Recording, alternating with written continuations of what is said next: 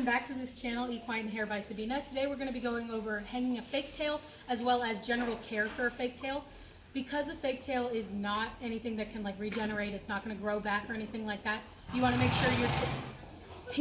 sure you're taking utmost care of it. So things like the washing process, it's very important that you never get any water on the knob of the tail. So on the knob of the tail or above, you want to make sure that the water stays here. I even will like give myself this little area that I won't touch with the hose or whatever I'm using, just to make sure that this doesn't get moldy or start to degrade or anything like that. You also want to make sure that you're using the same products for the tail and the fake tail when you wash them. You want to wash them at the same time with the same stuff. So don't deep condition one if you're not going to deep condition the other, things like that.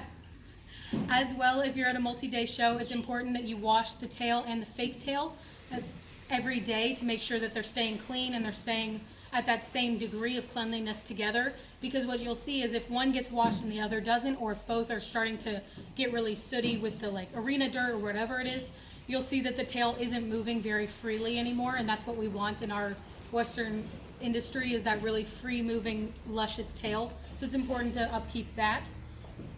For the install of a fake tail, I just have some black electrical tape. If you have a dark horse that's like, say, a sorrel, a black, or any dark haired horse, you're going to use black. But if you have like a palomino or a gray that has a white mane tail, you're going to want to use either white electrical tape or even white bandage tape works really well. But you're going to want something white because it'll contrast too much if you have that black tape in that white tail. I also have a comb on me. I have extra bands on my pinky for tying up the little braids. Some people will opt to do the whole thing in electrical tape. Some people will opt to use bands. It's completely up to you. I like to have bands on me just in case for anything I do. I've got the tail freshly washed.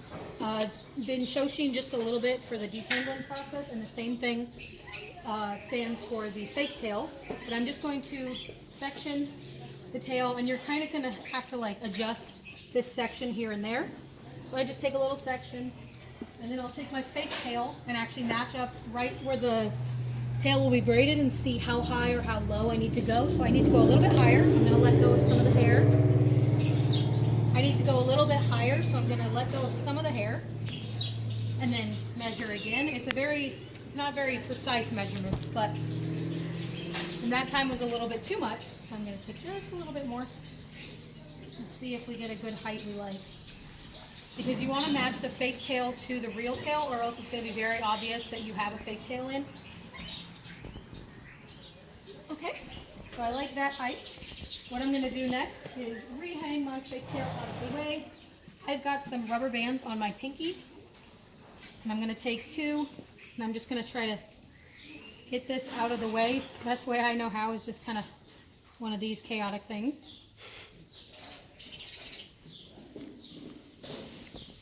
Just out of the way enough so that I can get under here, and I'm going to take a small section. It depends on, so I'm just taking it. So with this section that I have here, I'm going to try to tie it out of the way. If I had a bigger hair tie, this would be more ideal, but I'm just going to flip it up and then bunch it together. That way most of it's out of the way here. It's kind of pushing it out of the way. And then I'm going to take a small section of hair. And before I start braiding, I'm going to grab my fake tail. This is very important. Some people like to start the braid, do a few stitches, and then incorporate the fake tail, but I found that that really does not help when it comes time for them to move together, because you'll have too much movement in the fake tail and then a natural amount of movement in the real tail. So what I do before I even is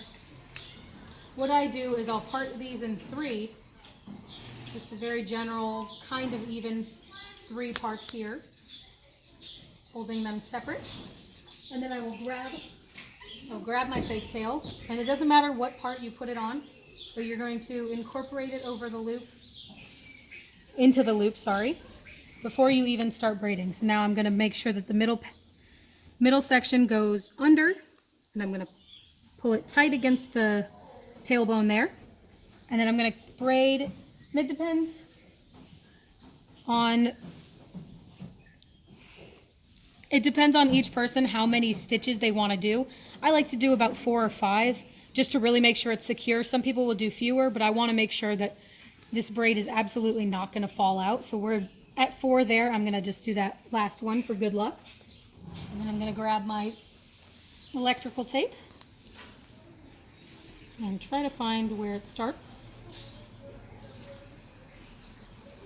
You can use rubber bands, you can use electrical tape. I might actually resort to the bands first. If I can get this one.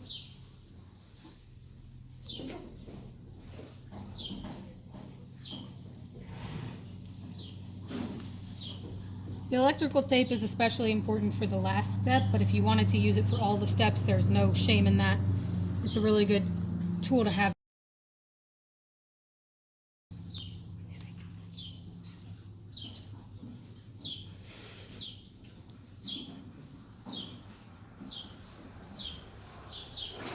Just trying to keep it as tangle-free as possible, so I'm not getting too many of his hairs that aren't supposed to be there.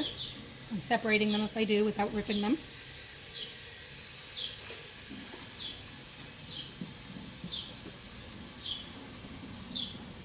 Okay, so the next step is going to be taking a larger section. And then it doesn't matter if it's on both sides or one side, but I'm just going to do it like this. You don't want it too large, but you want it large enough that you're going to have some substantial hold. And I'm going to push this through the loop here as best I can. So I'm getting another form of like anchorage, if you will, holding it with another section of hair, and then parting those two, making sure they're relatively even. And also tangle free. And then braiding tight against the tailbone again. Just like that. Oops, sorry. I forgot that you should incorporate the braid. It doesn't matter which braid you incorporate it. I kind of like to incorporate it into the middle and then have this third one actually holding the knob, so there's like stacked layers upon layers of support, if that makes any sense. But I'm just going to keep braiding until I get down past the knob of the fake tail. That way, once I get there, I'm going to do one more just for good luck. Now I can just take this, hold it tight, grab my tape, and tape this all together as tight as I can get it.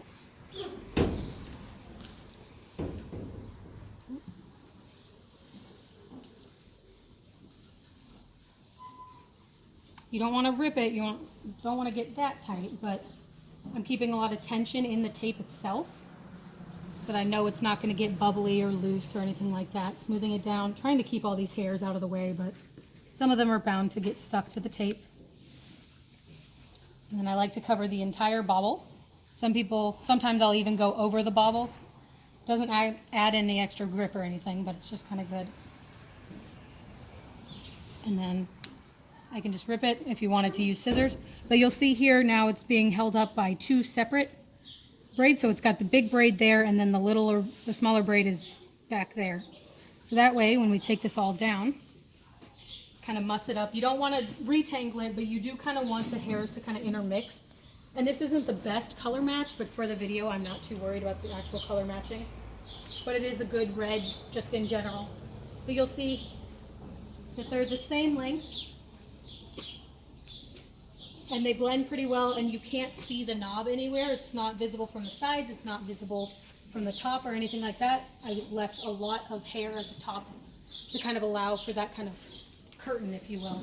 How to, if you have a tail bag similar to this one, how to take it out and put it back in, because a lot of people will try to put it back in from the top as well as take it out from the top, but what that will do is cause a lot of breakage to the tail.